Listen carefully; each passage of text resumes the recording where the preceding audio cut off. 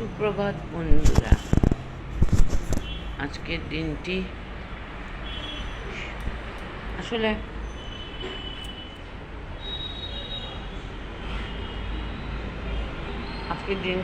খুব সুন্দর। আর 4 দিন ধরে বৃষ্টির অনবরত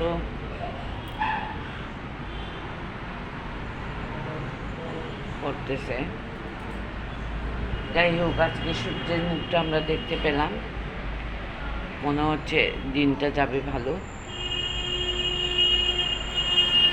আর এখন আমার নিত্যের দিনের কাজ, দরজা, এই যে দরজা, তালা, এইসব খুলে তারপর আমি চা খেতে বসবো। এই যে আমি বললাম আপনাদেরকে, দরজা, গেটের তালা তুলা সব খুলে মেয়েকে ডাকা লাগেনি। আমি ঘরের দরজাটা খুলতেই ওর সূর্যের আলোয় ওর ঘুম ভেঙে গেছে, ও উঠে গেল। আর আমি এদিকে চাটা খেয়ে নিচ্ছি।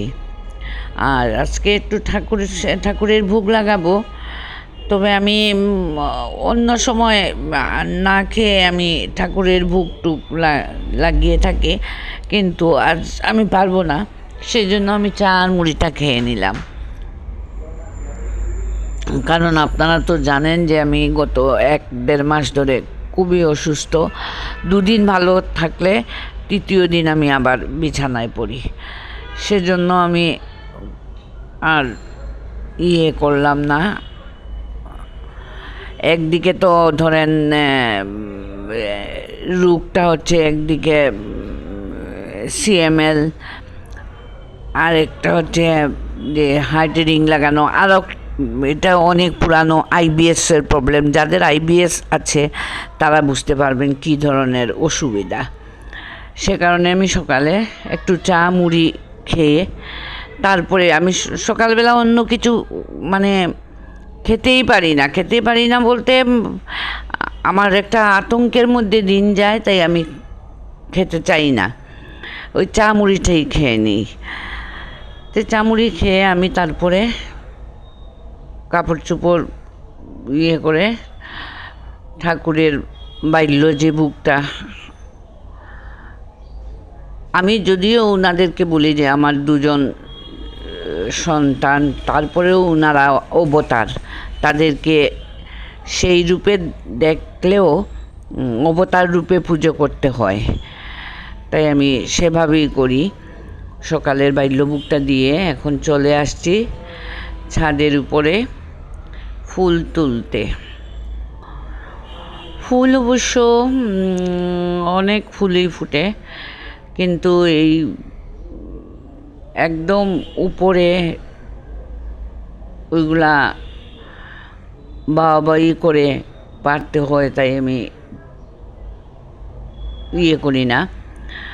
নিচ থেকে যেটুকু পাওয়া যায় সেটুকুই আমি নিয়ে নেই। আর আমার আসনে যদি ফুল না থাকে তাহলে আমার ভালোও লাগে না।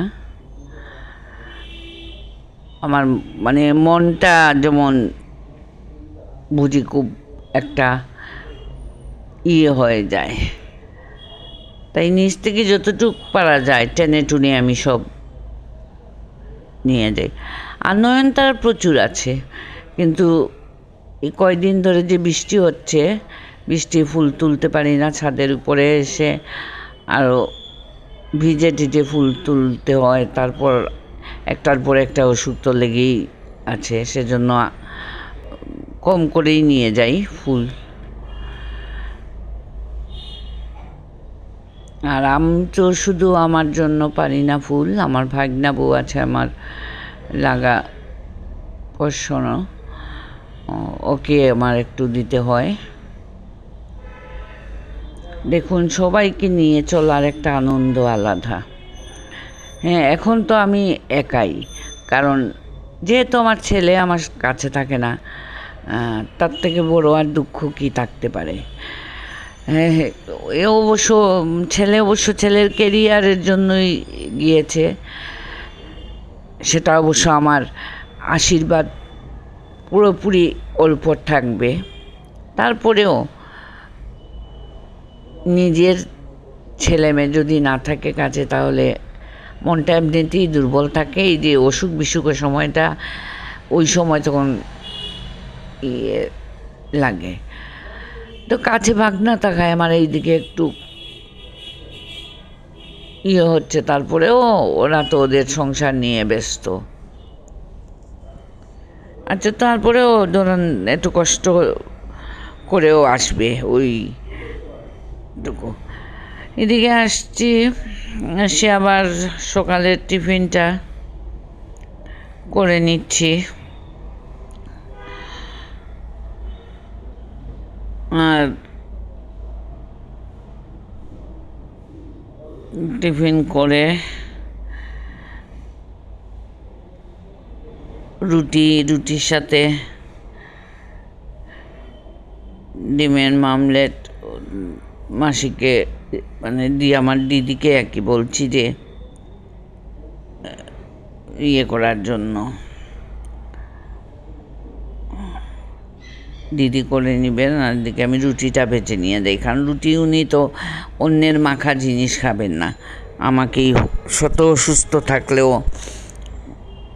মুড়ি ভিজিয়ে খেয়ে নেবেন, তারপরেও উনি খাবেন না।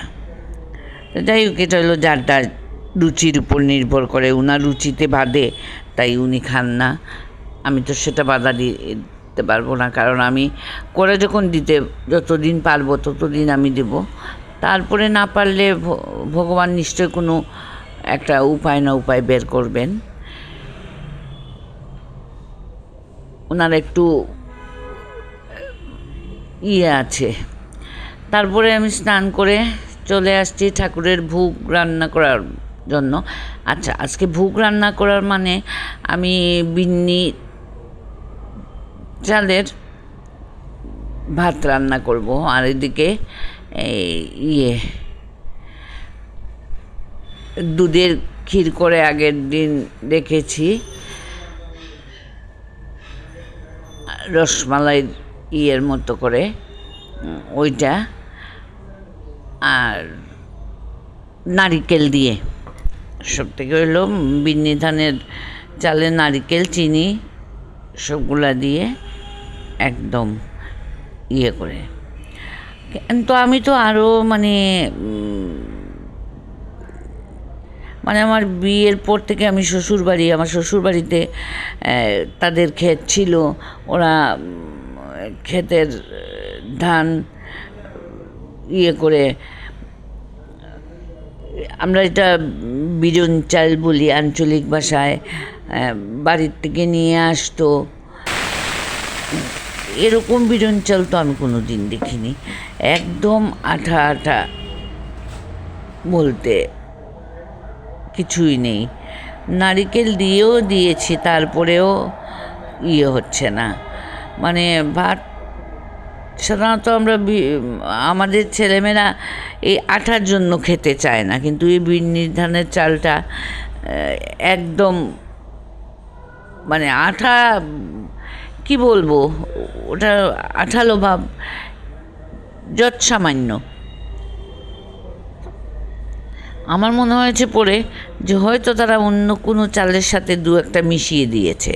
বাজারের কেনা চাল তো, এটা তো আর আমার ক্ষেতের চাল না। ক্ষেতের চাল তো অনেক আগেই আমাদের বাড়িতে আমরা যেহেতু থাকি না, তাই সব গুলাছে বিক্রি করে দিয়ে আসছেন। আর এখন তো আমরা বাসায়ই থাকি। আর তখনও আমি অবশ্য বাড়িতে কোনো দিনই রইনি, আমার শাশুড়ি থেকেছেন। আর আমার খুড়া শ্বশুরের দিকর দেওররা, তারা থাকে, ননদ তারা আছে বাড়িতে।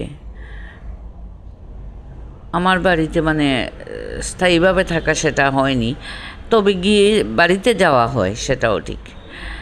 একদম যে বাড়িতে যাই না তা না, কিন্তু এরকম আমি আমার ক্ষেতের চালও আমি দেখেছি, কিন্তু এরকম বিন্নি ধানের চাল আমি পাইনি। আচ্ছা, যাই হোক, ঠাকুরের জন্য যখন আমি নিয়েছি, রান্নাও করে ফেলেছি, এখন আমি নিবেদনও করে নিব, এই হচ্ছে কথা। এখন আসছি ঠাকুর দিতে। আমি রান্নাটা শেষ করে তারপরে আসছি ঠাকুর দিতে। এখন ঠাকুর দিয়ে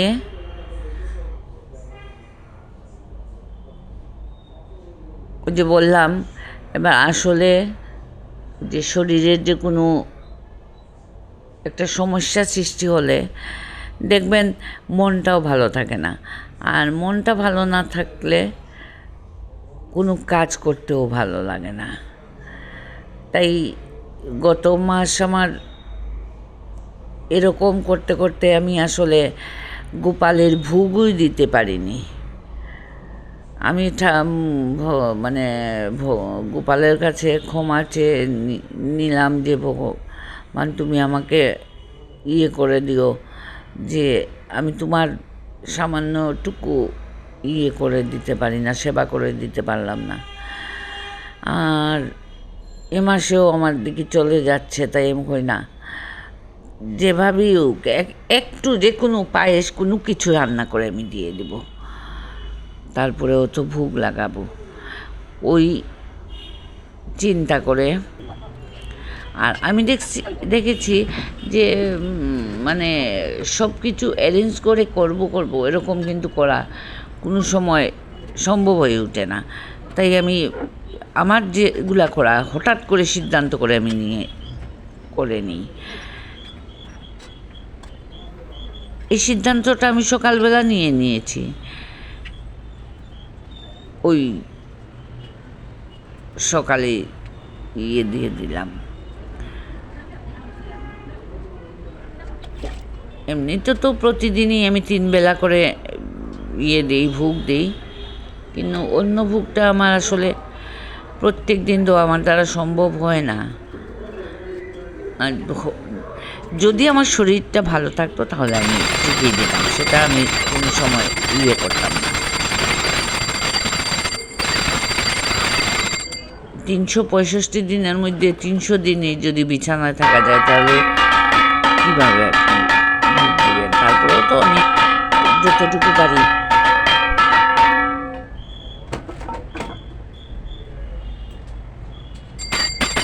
দিয়ে দিই।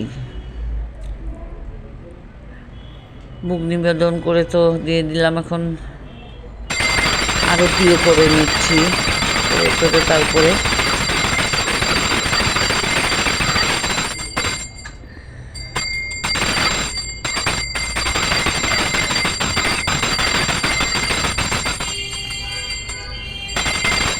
আমি এভাবেই আরতিটা করি প্রতিদিনই, সন্ধ্যাবেলা, সকালবেলা। আর সন্ধ্যাবেলা যদি মেয়ে দেয় তাহলে তো আর কথা নেই, মেয়েই দিয়ে দেয় ঠাকুর। মাঝে মধ্যে আসলে আমি মেয়েকে দিয়ে দেওয়ানোর চেষ্টা করি, কারণ হচ্ছে কিছুটা এইসব মানে করানোর ফলে। আজকের মতো আমি এখানেই ব্লগটি শেষ করলাম, কারণ আজকে আমার গত মাসেও গোপালের ভোগ রান্না করে দিতে পারিনি শরীর খারাপ থাকায়, তাই এই মাসে দিয়ে দিলাম, আর আগামী মাসে তাড়াতাড়ি চেষ্টা করব। আজকের মতো আমি এখানেই ব্লগটি শেষ করলাম। ব্লগটি যদি ভালো লাগে তাহলে একটা লাইক কমেন্ট সাবস্ক্রাইব করে দিবেন।